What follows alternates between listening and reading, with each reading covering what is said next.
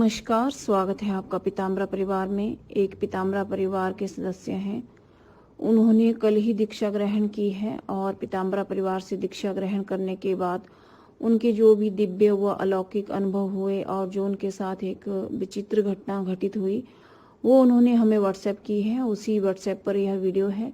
अगर आपको यह वीडियो अच्छा लगे तो लाइक और शेयर कर सकते हैं।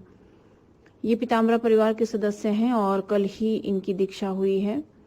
उसके बाद इनके साथ जो भी घटना घटित हुई उन्होंने हमें व्हाट्सएप किया है। ये जो साधक हैं इनका नाम और एड्रेस, फ़ोन नंबर हम गुप्त रखेंगे। बस इतना आपको बता दें कि कम्युनिटी बॉक्स में इनके जो अनुभव हैं उसका स्क्रीनशॉट भी अटैच किया गया है। आप भी वहां जाकर इनका अनुभव पढ़ सकते हैं। आइए पढ़ते हैं कि ये व्हाट्सएप पे क्या लिख रहे हैं। गुरु माँ प्रणाम। मैं कल आपसे दीक्षा लेने के बाद शाम को आपके कहने पर मैंने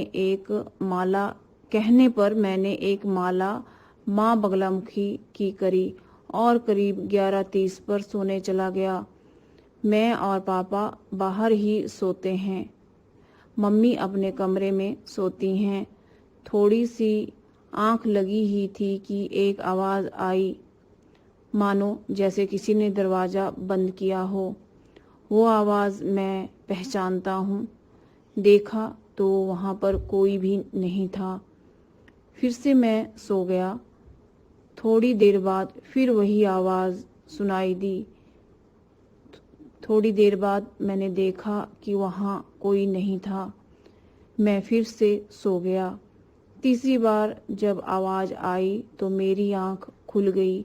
मैंने देखा कि मेरे भगवान जी के मंदिर के पास एक 12-13 साल की लड़की लाल रंग की फ्रॉक पहने खड़ी है, जिस पर सफेद फूल बने हुए हैं तथा बाल छोटे बॉब कट जैसे लग रहे हैं वो वहां पर खड़ी थी और ठीक से देखा मैंने। पता चलता उससे पहले ही वो गायब हो गई। मैंने ये कह रहे हैं कि मैंने उसको ठीक से देखा, इससे पहले कि मैं उसे पहचान पाता या उसके ठीक से उसके बारे में जान पाता, वो वहां से गायब हो गई। फिर मैं माँ को प्रणाम किया और कहा, माँ मुझे आज तक सभी ने डराया है। और आगे इनकी पर्सनल लाइन है जिसका हम जिक्र नहीं करेंगे। काफ़ी कष्ट शायद इनकी लाइफ में रहे हैं। तो ये माँ से इन्होंने प्रार्थना की है कि माँ सभी मेरे शत्रु हैं, सभी ने मुझे डराया है, कम से कम आप मत डराइए। और ये आगे लिख रहे हैं कि ऐसा कहकर मैं फिर से सो गया। फिर कोई आवाज़ नहीं आई। फिर सीधा सुबह ही आँख खुली।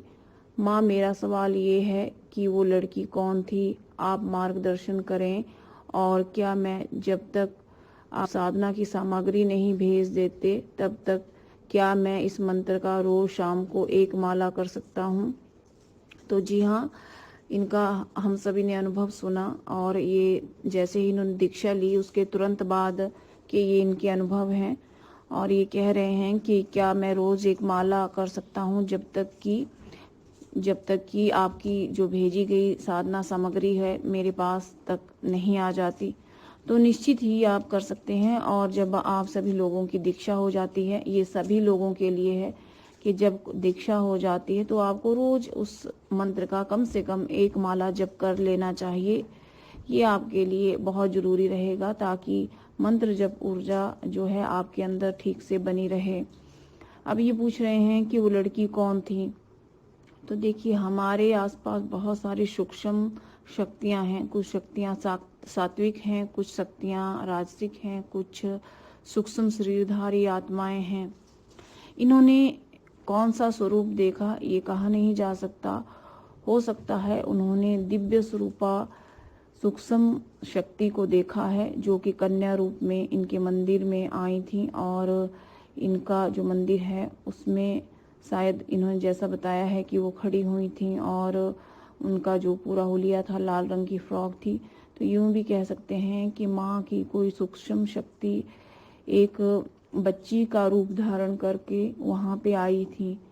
ये अनुभव बहुत अच्छा है और कई लोगों को इस तरह के अनुभव होते हैं जब पीताम्बरा परिवार से जब लोग दीक्षा ग्रहण करते हैं। कई लोगों को मंत्र ऊर्जा फील होती है, कई लोगों को दर्शन होते हैं, ये कई लोगों को कुछ भी नहीं होता। ये अलग अलग डिपेंड करता है कि आप किस भाव से मंत्र साधना की दीक्षा ले रहे हैं। कई लोग सच्चे मन से गुरु मानते हुए दीक्षा ग्रहण करते हैं और कुछ लोग केवल फॉर्मेलिटी के लिए कि उन्हें बस मंत्र सिद्ध हो जाए, इस भावना को रखते हुए या खाली गुरु ज्ञान लेने के लिए ही दीक्षा ग्रहण करते हैं। तो जिसकी जैसी भावना वैसे ही उनको फल मिलता है। अगर आपको यह वीडियो अच्छा लगे तो लाइक और शेयर कीजिए। धन्यवाद।